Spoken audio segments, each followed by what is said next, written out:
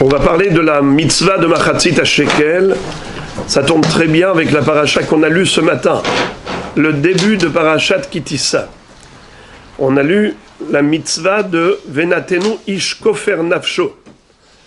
Zeitenu Machatzit HaShekel. Zeitenu kol ha'over la pekudim iben 20 shana v'ma'ala. Venatenu ish kofer nafsho. La mitzvah de Machatzit HaShekel a été donnée dans le désert. Et dans Parashat Teruma, il y a écrit 3 fois le mot Teruma. Terumat Hashem, Teruma Hashem. Zecher aux 3 Machatzit HaShekel. Premier, c'était donné pour les Adanim, pour fabriquer les socles du Mishkan. Il y avait 48 poutres. Chaque poutre avait 2 pieds, puisqu'on allait faire des entailles, des encoches au niveau de la base des poutres. Ces 2 pieds allaient s'emboîter dans des socles en argent. Il y avait 100 adanim, parce qu'il y avait 100 kikarim d'argent fabriqués avec les mahatzit à shekel qu'on avait fondus. On avait fondu l'argent massif et on a fabriqué les adanim. Donc il y avait un premier mahatzit à shekel qui a servi à la fabrication des socles du Mishkan. Il y avait un deuxième don d'argent, qui celui-ci n'était pas fixé dans un montant fixe. Chacun donnait ce qu'il voulait. Zahav, chesef, nechoshet, echelet, vergaman. Chacun donnait ce qu'il voulait. Et il y avait également un mahatzit à shekel qui correspondait à terumat à korbanot. Comme on a expliqué hier, les Arba'a Parashiot, on lit Parashat Shekalim avant Rosh Chodesh Adar, parce que chaque année, à l'époque du Beth Amikdash, tout le monde devait donner Mahatzit HaShekel, qui allait servir à quoi? À l'acquisition des korbanot Sibour. Quand on offrait un korban à Tamid le matin, korban à Tamid Shel Ben Arbaim, korban Moussaf, on achetait avec quel argent? Avec l'argent du Tzibour. Comment on l'avait obtenu? Une fois par an. Chacun allait mettre Mahatzit HaShekel dans les coupottes qui étaient devant le Beth Amikdash. Tout ça a été reversé dans une lishka, dans une pièce où il y avait les Mahatzit HaShekel, desquels le Kohen allait se servir pour acheter les behemoth, les korbanot. Donc, la Torah nous dit Zot olat chodesh bechodsho le chodshe hashana, le haddesho kol shana. Chaque année, il fallait renouveler cet argent. Maintenant, ce Mahatzit HaShekel, maintenant, de nos jours, il n'y a plus de Mahatzit HaShekel. On n'a pas le Beth Amikdash. Donc, on ne peut pas donner Mahatzit HaShekel. Qu'est-ce qu'on fait? On donne Zecher les Mahatzit HaShekel. Quand est-ce qu'on le donne? Durant le mois de Hadar. Et le Minhag, c'est de le donner avant la lecture de la Megillah. À Minha, du Ta'anit Esther, à ce moment-là, on dit à tout le monde de donner. Et pourquoi on le fait à ce moment-là?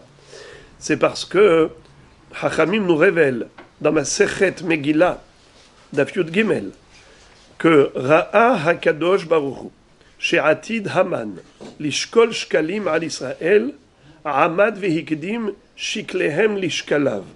Hakadosh Baruch Hu a vu qu'un jour viendra et que Haman allait proposer à Hachvérosh 10 000 lingots d'argent.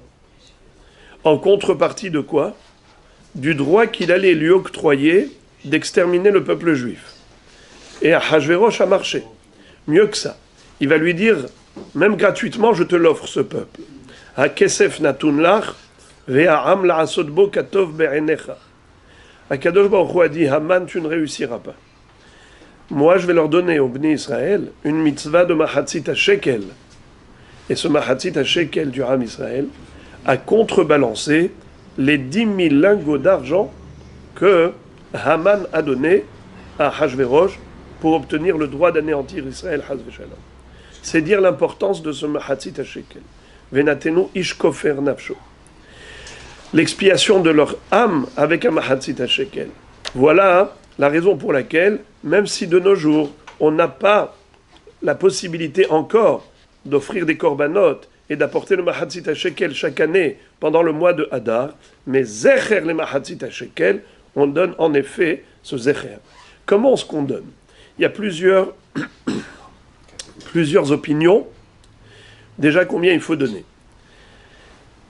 Alors, le minimum, c'est donner la moitié de la monnaie courante.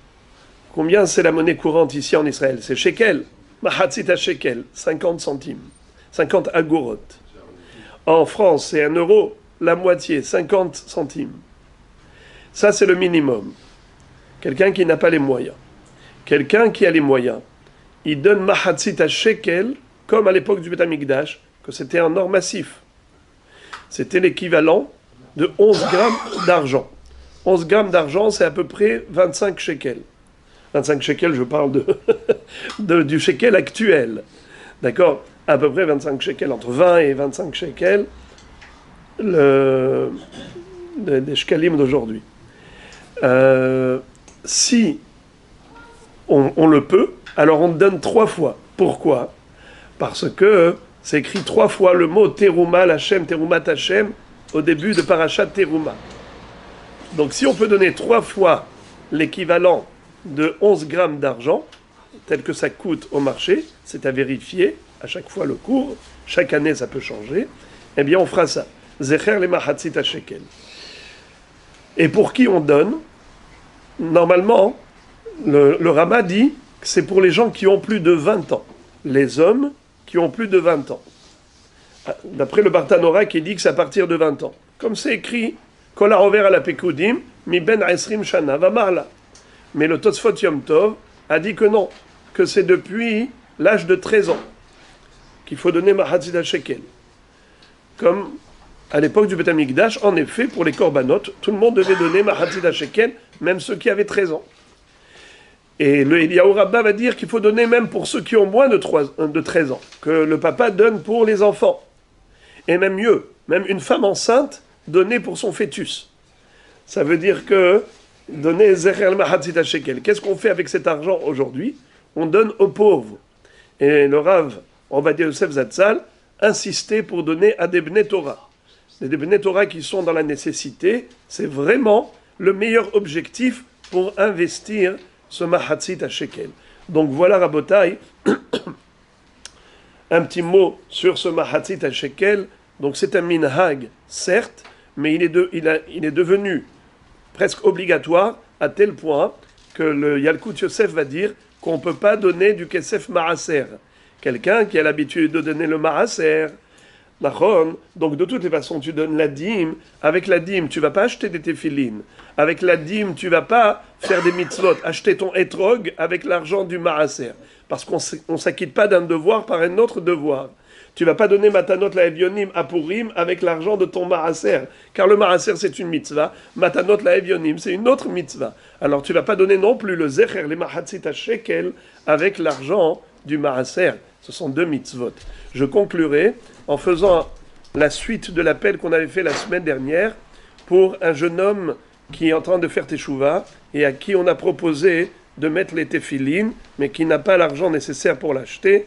C'est Franck Eliaou qui s'en était occupé. On avait déjà obtenu combien d'argent déjà? 800 shekels. 800 shekels, il manque combien? 800 shekels. Il manque encore 800 pour 1600 shekels.